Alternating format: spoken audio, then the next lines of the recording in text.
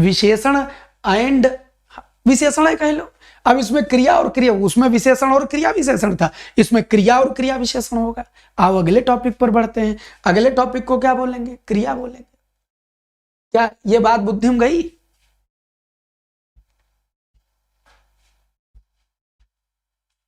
आनंद आया? आया। चलो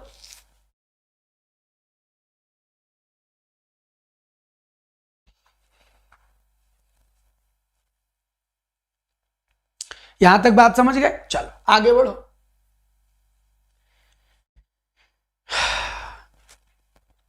बच्चा सिलेबस कंप्लीट करवाना है और बड़े प्यार से समझाएंगे। अगर धैर्य से सुनोगे, जिनका पेपर है उनको समझ में आएगा। क्रिया के मूल रूप को क्या कहते हैं? तो क्रिया के मूल रूप को कहते हैं धातु। गुरुजी ये धातु क्या भला होती है? धातु होता है, एक बात मैं दोबारा समझा दे रहा हूं। मैंने इतनी देर तक आपके कमेंटें नहीं देखे, क्योंकि आपके कमेंट देखने लायक धीरे धीरे नहीं हो रहे हैं। तो मैं आपके कमेंट देखूं। जी, वाक शब्द शुद्धि और वाक्वर्तनी शुद्धि एक जैसी होती है, एक जैसी होती है, बट शब्द शुद्धि वर्तनी का एक पार्ट होती है। बहुत प्रेम से एक बात समझा दे रहा हूं, पुराने सवाल का दोबारा मत पूछो। जब मैंने सवाल पूछा तो उसकी पूरी व्याख्या कर दी। नहीं समझ में आया है तो वहां पलट के जाके दोबारा देख लेना। अब अगर किसी सवाल को उठा के कॉपी पेस्ट किया तो ठीक नहीं है, और ठीक यही होगा जिसके ये नहीं देखेंगे। ऑफलाइन वाले हमारे छात्र बड़े खुश हो जाते हैं, ए बस हम यहाँ से कट दबा देते हैं। अब तुम कहते रहे तो कमेंट हमको दिखते नहीं, लेकिन हम चाहते हैं हमारा तुमसे संवाद बना रहे। तो जो ना समझ में आवे उसको रिवाइज करके देख लेना, मैंने पूरी व्याख्या कर दी है। तुम्हारे लिए दोबारा नहीं करूंगा। पेपर है परसों, तो जो बच्चे एग्जाम दे रहे हैं ना, उनकी हमको चिंता है।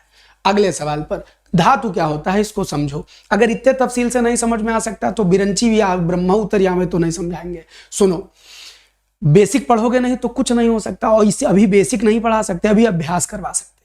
क्रिया का मूल रूप क्या होता है? आपने संस्कृत में पढ़ा होगा कि पठ, पठ धातु, पठ धातु। आपने पढ़ा होगा गम धातु, गमिष्यति गमिष्यता गमिष्यन्ति, गमिष्यसि गमिष्यता गमिष्यत्, पठस्यत् पठिष्यता पठस्यन्ति, पठति पठता पठन। तो पठति पठता पठन्ति ये क्रियाएं हैं, और ये क्रिया का मूल रूप है।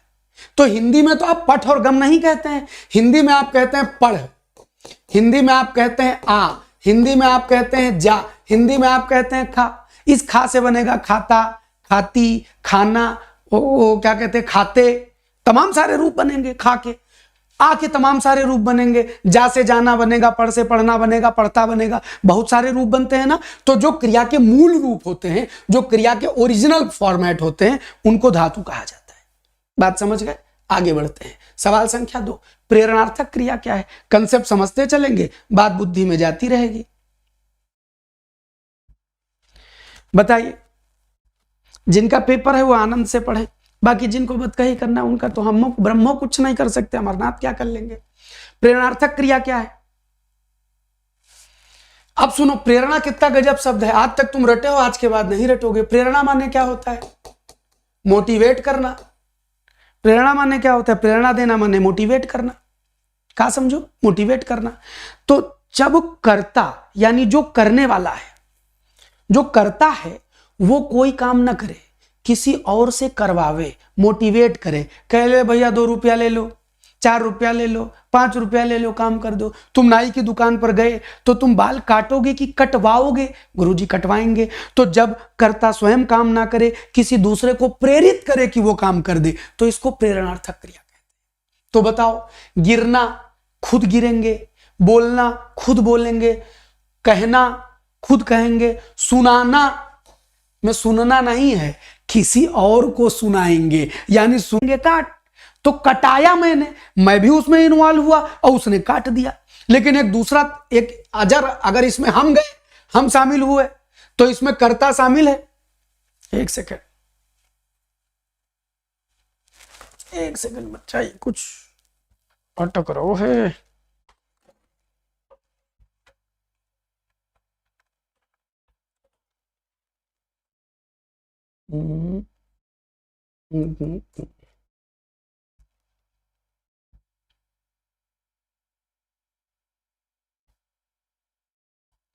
अटका तो नहीं है बच्चा?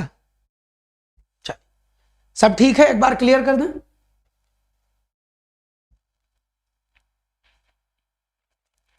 चलो, एवरीथिंग इज ओके। हाँ ठीक। देखिए, तो काटना क्या है? यह क्रिया का मूल रूप है।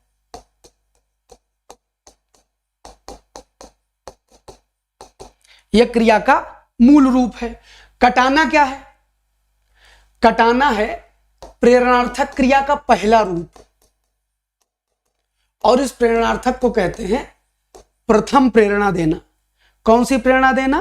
प्रथम प्रेरणा देना। और कटवाना क्या है?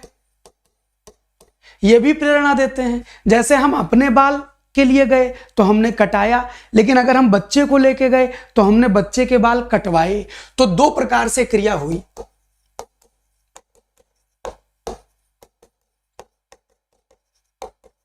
पहले में क्या है? प्रथम प्रेरणा है, यानी कि जब कर्ता, जो आदमी बोल रहा है, वो खुद इन्वॉल्व हो जाए किसी दूसरे से काम करने में, तो कर्ता किसी और से काम करवाने में इन्वॉल्व हो जाए, तो उसको क्या बोलेंगे? प्रथम प्रेरणा। और अगर बिल्कुल इन्वॉल्व हो, दूर हाथ खड़ा होके करवाए, तो क्या हो जाएगी? द्वितीय प्रेरणा। तो प्रेरणा माने क्या हो गया? मोटिवेटेड क्रिया हो गई। मोटिवेटेड क्रिया हो गई तो बच्चा प्रेरणार्थक इसमें से क्या आ जाएगा? सोना हो जाएगा, सुनाना हो जाएगा, कटाना हो जाएगा, कटवाना हो जाएगा। काटना क्या है? मूल है। बात समझ गए? चल अगले सवाल पर बढ़ते हैं। अब आगे, जागना मूल रूप क्रिया का प्रथम प्रेरणार्थक रूप क्या होगा? जागना का प्रथम प्रेरणार्थक क्या होगा? उत्तर बताओ।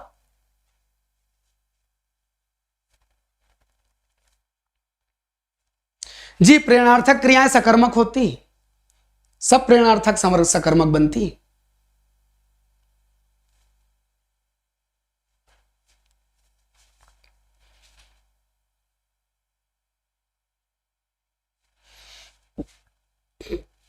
तो पहली प्रेरणार्थक क्या होगी? जगाना। इसमें कर्ता खुद इन्वॉल्व होगा। जगाना में कर्ता खुद इन्वॉल्व होगा। जगवाना में कर्ता खुद इन्वॉल्व नहीं होके किसी दूसरे से कहेगा, तो जगवाना जो है वो द्वितीय प्रेरणा में चला जाएगा और जगाना प्रथम प्रेरणा में चला जाएगा। So the answer is a. ठीक, आइए आगे बढ़ते हैं। किसी कार्य को करने या होने का बोध कराने वाले शब्द को क्या कहते हैं? गुरुजी, इसको तो क्रिया कहते हैं। इसमें बिल्कुल 1 मिनट भी समय जाया करने की जरूरत नहीं है। आओ जी, गति में लगाते हैं। धातु किसको कहते हैं? अभी शुरू में आपने थ्योरी बता दी कि क्रिया के मूल रूप को धातु कहते हैं। आइए आगे बढ़ते हैं। मां ने पिताजी से सामान मंगवाया। यहां क्रिया की कौन सी अवस्था, कौन सा रूप प्रयोग किया गया? तो गुरुजी, पिताजी को माताजी ने प्रेरणा दी, सुनो सामान ले आओ। पिताजी को प्रेरणा मिल गई और प्रेरणा मिलते ही पिताजी चले गए और काम हो गया प्रेरणार्थक क्रिया का।